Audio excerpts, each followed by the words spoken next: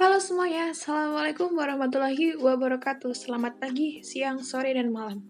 Pada kesempatan kali ini, saya Anissa Zahrani Putri ingin menjelaskan sedikit tentang gaya, teknik, serta hambatan dalam komunikasi.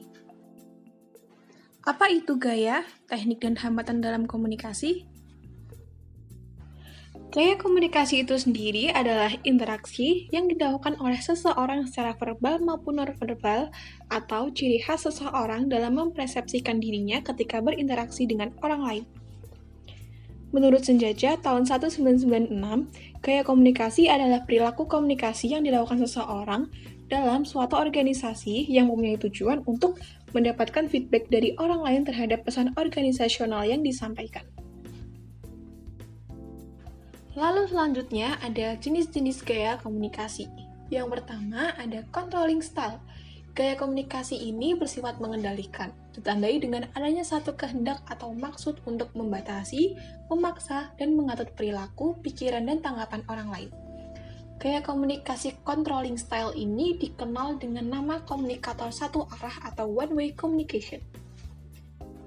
Yang kedua ada equalitarian style. Nah, aspek penting gaya komunikasi ini itu adanya landasan kesamaan, ditandai dengan berlakunya arus penyebaran pesan-pesan verbal secara lisan maupun tertulis yang bersifat dua arah atau two-way traffic of communication. Yang ketiga ada structuring style, memanfaatkan pesan-pesan verbal secara tertulis maupun lisan guna menetapkan perintah yang harus dilakukan. Pengirim pesan structuring style ini lebih memberi perhatian kepada keinginan untuk mempengaruhi orang lain. Lalu yang keempat ada dynamic style, yang memiliki kecenderungan agresif, karena pengirim pesan atau sender memahami bahwa lingkungan berorientasi pada tindakan. Komunikasi yang agresif ini bertujuan untuk merangsang penerima pesan agar melakukan sesuatu yang lebih baik. Yang kelima ada relinquishing style. Ini lebih mencerminkan kesediaan menerima saran, pendapat, ataupun gagasan orang lain daripada keinginan untuk perintah meskipun pengirim pesan mempunyai hak untuk memberi perintah dan mengontrol orang lain. Yang terakhir ada withdrawal style, hanya muncul dengan melemahnya tindakan komunikasi, yang artinya tidak ada keinginan dari orang-orang yang memaknai gaya ini untuk berkomunikasi dengan orang lain, karena ada beberapa persoalan ataupun kesulitan antar pribadi yang dihadapi oleh orang-orang tersebut. Selanjutnya ada teknik komunikasi. Teknik komunikasi ini adalah suatu cara yang digunakan dalam menyampaikan informasi dari komunikator ke komunikan dengan media tertentu. Teknik komunikasi itu sendiri dibagi menjadi 4 bagian. Yang pertama ada informative communication atau komunikasi informatif. Adalah suatu pesan yang disampaikan kepada seseorang atau sejumlah orang tentang hal-hal yang baru mereka ketahui. Teknik ini berdampak kognitif karena komunikan hanya mengetahui saja, seperti halnya dalam penyampaian berita dalam media cetak maupun elektronik.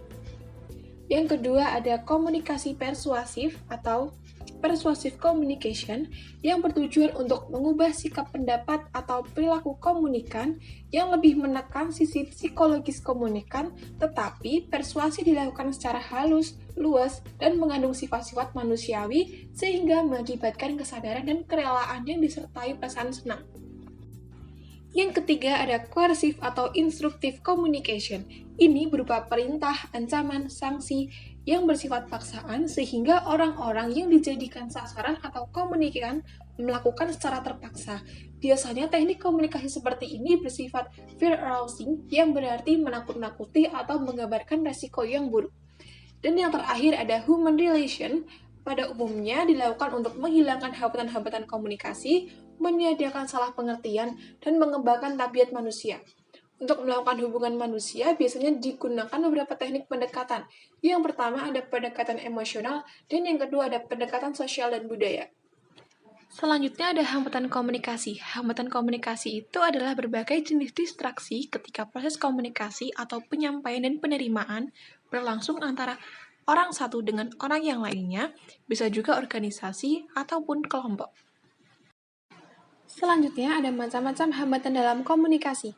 Yang pertama ada hambatan pribadi. Hambatan pribadi ini berasal dari ranah afektif perasaan atau mental seseorang yang melakukan komunikasi, seperti perilaku, sikap, prasangka, sifat individu, emosi, dan sebagainya. Yang kedua ada hambatan fisik. Hambatan fisik ini berhubungan dengan wujud atau tubuh manusia, seperti tunawicara, tunarungu, dan masih banyak lagi. Yang ketiga ada hambatan usia, hambatan komunikasi yang berakar pada jarak usia antara komunikan dan komunikator. Jarak usia ini tentu sangat berpengaruh karena dari segi bahasa dan lingkungan yang terus berkembang. Yang keempat ada hambatan budaya.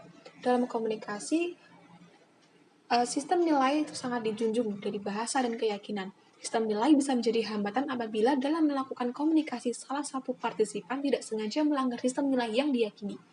Yang kelima ada hambatan bahasa. Bahasa yang berbeda bisa membuat kata memiliki makna atau maksud lain. Dan yang terakhir ada hambatan lingkungan. Pesan yang diutarakan bisa terganggu apabila keadaan sekitar tidak mendukung. Dengan adanya hambatan-hambatan yang ada, kita harus mengatasinya dengan yang pertama menerapkan umpan balik atau feedback. Sebuah pesan bisa dikonfirmasi apakah sudah diketahui, dipahami, dilakukan, dan diterima secara baik atau tidak. Yang kedua ada empati. Pengutaraan pesan harus sesuai dengan situasi dan kondisi psikologis serta latar belakang lingkungan si penerima. Yang ketiga ada repetisi atau juga bisa dinamakan pengulangan, bertujuan agar pesan lebih dipahami dan apakah sudah diterima atau belum. Yang keempat, singkirkan kesenjangan hierarki.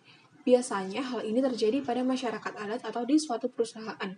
Yang kelima, memakai bahasa yang simpel dan relevan agar penerima bisa menerima lebih pesan dengan gamblang atau lebih paham. Yang keenam ada pengaturan waktu yang pas. Tujuan dari penentuan waktu ini agar setiap peserta komunikasi bisa lebih bijak dalam ruang dan waktu. Apakah komunikan sudah siap dengan pesan yang akan diterima atau belum. Yang ketujuh, mendengarkan dengan seksama. Yang kedelapan ada menata arus informasi. Ketika melaksanakan komunikasi, peserta komunikasi dianjurkan untuk bisa menahan atau menetapkan apa yang akan disampaikan agar komunikasi berjalan efektif. Dan yang terakhir, membuat komunikasi yang proaktif. Dengan menggunakan komunikasi proaktif, maka jalannya komunikasi bisa lebih dinamis. Nah, kalian sudah paham belum apa itu gaya, teknik, dan hambatan dalam komunikasi? Semoga ilmu ini bermanfaat ya buat kalian semua. Aku, Anissa Zahrani Putri, pamit undur diri. Wassalamualaikum warahmatullahi wabarakatuh.